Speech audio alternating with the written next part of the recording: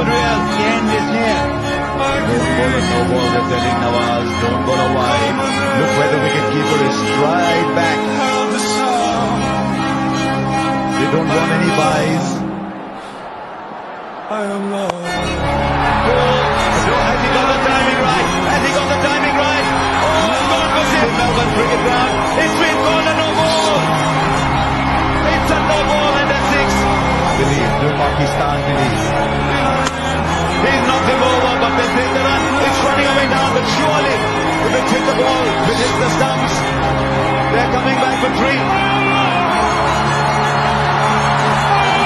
They get three of it. No, is there a stumping? Is there a stumping? What a twist. He's pulled it back. He has pulled it back, Nawaz. It's a wide Nawaz. What have you done, Nawaz? And the scores are level. What a game we've had. Nawaz. What have you got, Nawaz? Ashwin goes over. Clears the infield. India win a famous win. You look at all the great wins over the years, and I think you'll find very, very few to compare with this one. This game was gone. Virat Kohli pulled it back. What a champion. What an absolute. नमस्कार दोस्तों, हर हर महादेव, जय परशुराम। दोस्तों, मैं कृणाल त्रिवेदी आप सभी का मेरे YouTube channel के एस्ट्रोलॉजी में हार्दिक स्वागत करता हूं। दोस्तों, आज मैं जिस आदमी की कुंडली का विश्लेषण करने वाला हूं, आज उनका जन्मदिन भी है और वो ऐसी शख्सियत है जो किसी पहचान की मोहताज नहीं है। मतलब उन्होंने जो कर दिखाया है वो शायद ही क्रिकेट हिस्ट्री में कोई कर पाएगा आने वाले समय में। देखिए, उनके नाम पे इतने अचीवमेंट्स है कि अब सारे अचीवमेंट्स अगर मैं बताने जाऊंगा तो शायद 2 घंटे या पूरे दिन भी हो जाए। सचिन तेंदुलकर, जिसको मास्टर ब्लास्टर भी कहा जाता है और जिसको क्रिकेट का गॉड भी कहा जाता है, उनके आसपास अगर कोई है तो ये एक ही शख्स है जिसको द किंग ऑफ क्रिकेट भी कहा जाता है। जी हाँ दोस्तों, विराट कोहली की मैं बात कर रहा हूं। आज विराट कोहली की हम कुंडली का विश्लेषण करेंगे। देखिए दोस्तों, विराट कोहली की कुंडली जो है वो 9 नंबर से स्टार्ट होती है, यानी धनु लग्न की कुंडली है, और उनकी जो राशि है वो कन्या राशि है, क्योंकि 6 नंबर में मून है। दोस्तों, अब 9 नंबर यानी धनु लग्न। तो देखिए दोस्तों, मैंने आपको पहले ही बोला था कि धनु लग्न जो है उसका चिन्ह जो है वो पुरुष जो है हाथ में बाण लेके खड़ा हुआ वैसा चिन्ह है। मतलब जो 9 नंबर जो धनु लग्न की कुंडली होती है वो जैसे वो जातक सबसे पहले अपने लक्ष्य पे ही अपना ध्यान रखते हैं, पूरा फोकस उनका अपने लक्ष्य पे ही होता है कि लक्ष्य को कैसे भेदा जाए। तो ये इनमें खासियत होती है कि ये अपना पूरा जीवन अपने गोल अचीव करने में पूरी एफर्ट्स लगा देते हैं। दूसरा देखिए दोस्तों कि धनु लग्न का स्वामी होता है गुरु, जो लग्न से षष्ठम भाव में विराजमान है। 1, 2, 3, 4, 5 और 6। जो छठा भाव जो है उससे हम कंपटीशन देखते हैं, उससे हम मतलब कि स्पर्धा प्रतिस्पर्धी देखते हैं। तो देखिए दोस्तों, अगर लग्न जहां पे विराजमान हो जाए, यानी कि लग्नेश जहां पे विराजमान हो जाए, तो वो सारी एनर्जी वहीं पे डाल देता है। मतलब वो कंपटीशन में किसी भी हाल में नेवर गिव अप वाला एटीट्यूड देता है और वो किसी भी कंपटीशन को जीतने का दमखम भी रखता है। अब देखिए दोस्तों, यहाँ पे शनि महाराज भी खुद लग्न में विराजमान है। देखिए दोस्तों, मैंने ये बात नोट की है, जब भी शनि महाराज जो है वो लग्न में विराजमान होते हैं तो वह ऐसे जातक जो होते हैं वो अपने रूटीन को फॉलो करने वाले, एकदम स्ट्रिक्ट, किसी भी सिचुएशन को गंभीरता से लेने वाले, जैसी परिस्थिति होती है वैसा प्रकार का बिहेव करने वाले। तो मतलब शनि जब लग्न में होता है तो वो धीरे स्टार्टअप देता है, पर वो मतलब कि काफी सूझबूझ से आदमी चलता है। तो शनि की ये विशेषता है कि वो रूटीन फॉलो कराता है और हार्ड वर्किंग भी काफी लोग होते हैं। जिनके लग्न में शनि होता है वो हार्ड वर्किंग भी काफी होते हैं, फिर सबके साथ जस्टिस करने वाले होते हैं। तो शनि की ये विशेषता है। तो आप विराट कोहली को देखते होंगे, वो अपना शेड्यूल शायद ही कभी ब्रेक करते हैं। वो अपनी फिटनेस पे इतना फोकस करते हैं कि लगभग दुनिया का कोई खिलाड़ी इतना फोकस नहीं करता है। तो देखिए, ये सब शनि से आता है। इनकी कुंडली में शनि काफी योग कारक भी है। देखिए आइए अब बात करते हैं दूसरे भाव और तीसरे भाव की। देखिए दूसरे भाव में 10 नंबर लिखा है, तीसरे भाव में 11 नंबर लिखा है। तो ये शनि की दो राशियां है, एक राशि है मकर राशि, दूसरी है कुंभ राशि। तो देखिए दूसरा भाव का स्वामी पहले भाव में बैठा है, मतलब कि जातक अपने सेल्फ एफर्ट से पैसा कमाएगा, मतलब वो जो भी एफर्ट्स डालेगा उससे उसे धन प्राप्ति होती है। अब ये तीसरा भाव देखिए, तो तीसरे भाव में 11 नंबर लिखा है, मतलब कि कुंभ राशि है। तो कुंभ राशि का शनि मतलब कि कुंभ राशि का स्वामी जो लग्न में बैठा है, तो जातक जन्म से ही पराक्रमी होगा, साहसी होगा, निडर होगा, निर्भीक होगा, क्योंकि तीसरे भाव का स्वामी लग्न में बैठ गया है। और यहां से देखिए कि जो सैटर्न है वो अपनी तीसरी दृष्टि भी अपने भाव पर ही बना रहा है, तो ये भाव भी काफी बल प्रदान कर रहा है, 1, 2 और 3। और यहाँ पे खुद राहु महाराज भी बैठे हैं जो शनि के परम मित्र है, मतलब कि ये भाव इतना बली हो जाता है तो इनके अंदर एक्स्ट्रा एफर्ट्स, मतलब कि ये मतलब चाहे दुनिया का कोई भी बॉलर क्यों ना हो, ये कभी भी नहीं डरेंगे उससे। ये नेवर गिव अप वाला भी एटीट्यूड देते हैं, बहुत ही बहादुर इंसान होते हैं। चलिए आइए अब देख लेते हैं चौथा भाव। देखिए चौथा भाव जो है उससे वहां पे 12 नंबर लिखा है, वो एक गुरु की राशि है जो मीन राशि है, और वहां पे जो प्लेनेट है वो मार्स है। तो मार्स अपने मित्र के घर में बैठा है, तो जब भी मार्स यहाँ पे बैठता है तो ये सामने अपनी 7th एस्पेक्ट मतलब कि 7वीं दृष्टि से कर्म भाव को देखता है। तो ऐसे जातक जो होते हैं उनको बचपन से ही स्पोर्ट्स में काफी इंटरेस्ट होता है, जैसे कि हमने आगे भी देखा था कि शाहरुख खान की कुंडली में भी यहाँ पे मार्स था, तो इसकी वजह से उन्होंने भी बचपन में ही खेलना चालू कर दिया था। ऐसे ही विराट कोहली ने भी बचपन से ही इनको स्पोर्ट्स में काफी रुचि थी। चलिए अब आइए देखते हैं, ये पंचम भाव है जहाँ पे 1 नंबर लिखा है। देखिए दोस्तों, मैं हमेशा कहता हूं कि पंचम भाव से भी हम खेलकूद देख सकते हैं। और पंचम भाव से हम दूसरा क्या देखते हैं, पंचम भाव से हम देखते हैं लव, रोमांस, क्रिएटिविटी, संतान, शिक्षा, सारा कुछ ही हम पंचम भाव से भी देखते हैं। तो यहाँ पे भी आप देखिए पंचम ये और सप्तम भाव ये है जिसके अंदर 3 नंबर लिखा है, जिसका मतलब मिथुन राशि है और उसका स्वामी होता है बुध। तो यहाँ पे आप देखिए, आपको पता है कि मार्स की 3 दृष्टियां होती है, एक चौथी दृष्टि होती है, एक 7वीं दृष्टि होती है और एक 8वीं दृष्टि होती है।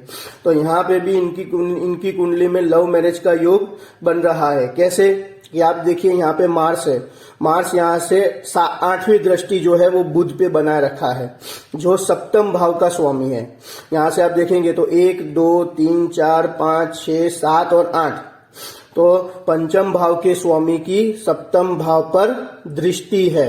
तो ये दृष्टि संबंध से इनकी कुंडली में लव मैरिज का योग भी प्रबल बन रहा है। जैसे कि आप सब लोग जानते हैं कि इन्होंने बॉलीवुड की एक्ट्रेस अनुष्का शर्मा से शादी की हुई है। तो अब देखिए यहाँ पे दोस्तों ये 3 नंबर लिखा है, जो विवाह का स्थान है, जो मैरिज का स्थान है, उसका स्वामी भी जाके लाभ भाव में विराजमान है। यहाँ से देखिए लाभ भाव में विराजमान है, ये 11th हाउस है, इससे हम लाभ देखते हैं। तो इनको अपनी पत्नी से काफी लाभ होगा, धन लाभ भी होगा। जब इनकी वाइफ इनके जीवन में आएगी तो इनका भाग्योदय भी अच्छा होगा। अब देखिए दोस्तों, यहाँ पे हम बात कर लेते हैं नवम स्थान की। नवम स्थान से हम भाग्य स्थान देखते हैं, पिता का स्थान देखते हैं, पिता का सुख देखते हैं, धार्मिक यात्राएं देखते हैं। तो यहाँ पे 5 नंबर लिखा है दोस्तों, और 5 नंबर यानी कि सिंह राशि, और सिंह राशि का स्वामी होता है सूर्य, और सूर्य यहाँ पे नीच का बैठा है। यही चीज शाहरुख खान की कुंडली में भी थी कि सूर्य नीच के थे। तो यहाँ पे जब सूर्य नीच के होते हैं तो पिता के सुख में कमी आती है। देखिए वैसे तो यहाँ पे सूर्य का नीच भंग राजयोग हो रहा है। कैसे कि जैसे कि आप देख सकते हो यहाँ पे 7 नंबर लिखा है, तो 7 नंबर की जो राशि होती है वो होती है तुला राशि, और तुला राशि में शनिदेव उच्च के होते हैं, और वो लग्न से केंद्र में ही विराजमान है, लग्न में ही विराजमान है, ये केंद्र का घर है। इसलिए यहाँ पे सन का नीच भंग राजयोग हो रहा है। परंतु मैं पहले भी कह चुका हूं कि अगर नीच भंग राजयोग होता है तो ऐसा नहीं होता है कि अचानक ही वो ग्रह आपको शुभ फल देने लगे। जैसे जैसे मैच्योरिटी होती है ग्रह की वैसे वो अच्छा फल देते हैं, पर स्टार्टिंग में बुरा तो करते हैं। तो जैसे कि आप जानते हैं कि इनको भी अपने पिता का सुख नहीं मिला। जब ये 18 साल के थे तब शायद 2006 में इनके पिता की डेथ हो चुकी थी। तो दोस्तों यहाँ पे देखिए कि इनका थोड़ा इसके कारण इनका थोड़ा भाग्य भाव भी थोड़ा निर्बल हो रहा है, जिनकी वजह से इनको कप्तानी सौंपी गई थी। तब आप देखिएगा टॉस हो या कोई मतलब ऐसी सिचुएशन हो तो इनमें इनका भाग्य इनका प्रॉपर साथ नहीं देता था। अब यहाँ पे देखिए दोस्तों, यहाँ पे 6 नंबर लिखा है, ये कर्म का घर है, जो हम कर्म करते हैं। और ये 7 नंबर जो कर्म से होता हमको लाभ है, वो हम यहाँ से देखते हैं। यहाँ पे 7 नंबर लिखा है। 6 नंबर माने की कन्या राशि, 7 नंबर माने की तुला राशि। अब दोनों के स्वामी जो है वो अपना घर एक्सचेंज कर रहे हैं। इसको धर्मा कर्माधिपति भी योग बोलते हैं। तो ये इनकी कुंडली में एक बहुत ही अच्छा योग है, जिससे 6 नंबर यानी कि कन्या राशि का स्वामी बुध जो इस भाव में है, और 7 नंबर मतलब कि तुला राशि, और तुला राशि का जो वीनस है मतलब कि जो शुक्र है वो 10वें भाव में विराजमान है। देखिए दोस्तों, यहाँ पे शनि, यहाँ पे जो वीनस है उसका भी नीच भंग राजयोग हो रहा है। कैसे कि यहाँ पे अगर वीनस है वो नीच का है, तो जब आप D9 चार्ट देखेंगे जहां से हम ग्रहों का एक्चुअल बल प्लेनेट स्ट्रेंथ देखते हैं, तो यहाँ पे वो अपनी स्वराशि में आ जाता है। तो जब भी D1 चार्ट में कोई नीच का ग्रह हो और वो नीच का ग्रह D9 चार्ट में उच्च का या स्वराशि का हो जाए, तो वो ग्रह का नीच भंग होता है।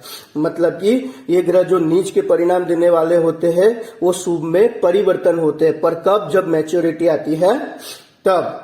तो ऐसे ही दोस्तों मैंने आपके समक्ष ये कुंडली का विश्लेषण किया। और अभी आप देखिए ये D9 चार्ट है, इसमें भी लग्नेश का बल कितना बढ़ जाता है। जो लग्नेश है मतलब कि यहाँ पे 9 नंबर लिखा है, जो जुपिटर है वो यहाँ पे अपनी स्वराशि में आ जाता है और कर्म भाव में आ जाता है। तो लग्नेश को काफी बल प्रदान होता है D9 चार्ट में। ये मीन राशि है। और यहाँ पे भी आप सन देखिए, यहाँ पे नीच का था तो यहाँ पे भी वो केंद्र भाव में आ जाता है, मित्र राशि में आ जाता है।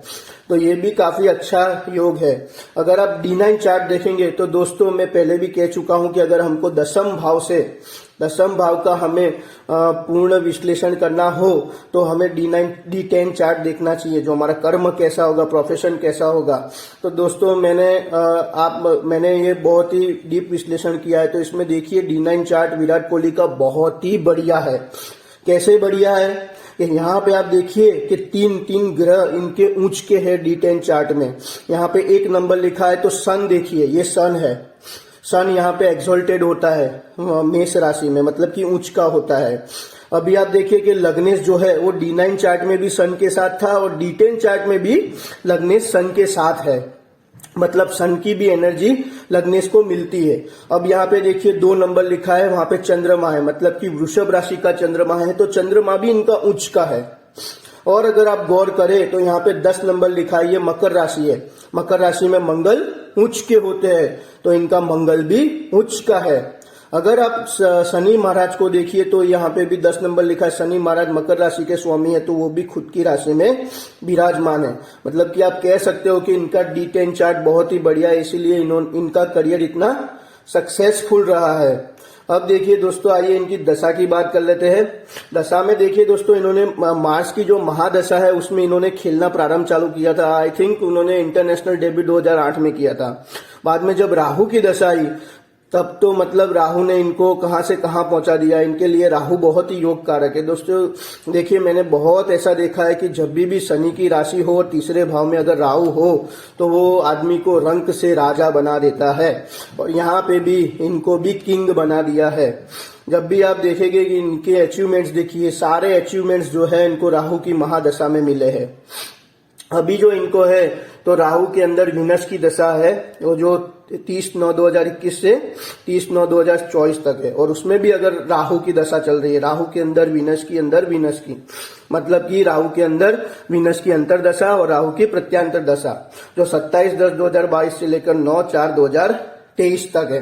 तो दोस्तों ये वाला जो समय है वो इनके लिए बहुत ही बढ़िया रहेगा। जैसे कि आप जानते हैं कि अभी T20 वर्ल्ड कप चल रहा है और उनका फॉर्म देखिए आप, मतलब पाकिस्तान के सामने उन्होंने कैसे मैच को एनालाइज करके सूझबूझ के कितना अच्छा खेला कि भारत को जिता दिया। और भी उनकी जो मतलब रेगुलर जो 50s मारते हैं वो भी बहुत ही बड़े। तो मैं ओवरऑल कह सकता हूं कि इनमें एक कैपेबिलिटी है कि इन फ्यूचर ये सचिन तेंदुलकर का भी रिकॉर्ड तोड़ सकते हैं। इनमें इतनी कैपेबिलिटी है, इनका चार्ट इतना सक्षम है।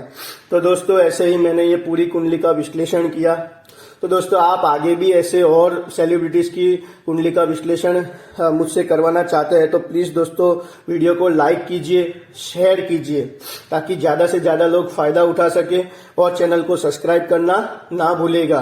तो दोस्तों मिलते हैं नेक्स्ट वीडियो में एक अगले नई कुंडली के साथ, नए टॉपिक के साथ। तब तक के लिए खुश रहिए, खुशियां बांटते रहिए। क्योंकि खुशियां बांटने से ही बढ़ती है। धन्यवाद।